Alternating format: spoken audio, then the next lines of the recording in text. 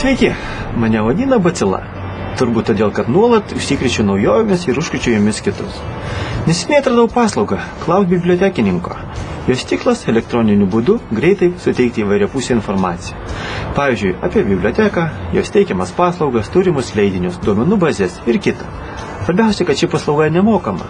Atsakymų į klausimus gali tekti palaukti keletą valandų ar dienų. Tai priklauso nuo klausimų sudėtingumo. Pamėginsiu trumpai apie tai papasakoti.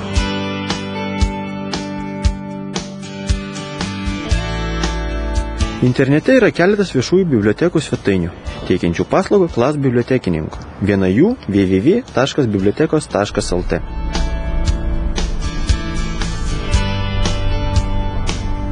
Svetainės dešinėje matome meniu, o po jo nuorodą. Reikia informacijos? Cloud bibliotekininko. Spustelėkime ją. Štai matome dažniausiai užduodamus ir daugeliui svarbius klausimus. Galbūt būtent čia rasite reikiamų atsakymų. O jei vis dėlto patys norite ko nors paklausti, tai reikia. Kairė žymekliu paslinkti slinkties juostą į apačią, kur rasite užklausos formą. Užpildykite reikalingus laukelius ir spustelėkite nuorodą siųsti.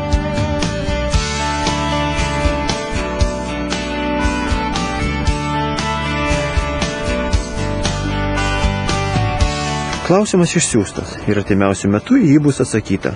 Atsakymą gausite nurodytų elektroninio pašto adresu. Dabar galime spustelėti mygtuką, kad būtume tikri, jog viską atlikome teisingai. Siūlau pasinaudoti ir kitomis viešųjų bibliotekų svetainėmis, teikiančiamis paslaugą Cloud bibliotekininko. Pavyzdžiui, Klaipėdos miesto savivaldybės viešosios bibliotekos svetainė www.biblioteka.lt.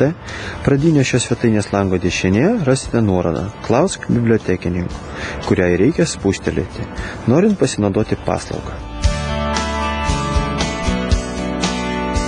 Kauno miesto savivaldybės Vinco Kudirkos viešosios bibliotekos svetainėje www.kaunas.nvb.lt taip pat galima ją pasinaudoti. Tai reikia paspausti nuorodą Klausk, esančią pradinio svetainės lango dešinėje. Viliuosi, kad mano trumpai pristatyta paslauga Cloud bibliotekininko užkrėtė ir jūs. Taigi dabar, neišėję iš namų, galėsite gauti atsakymų į rūpimus klausimus. Pamėginkite patys.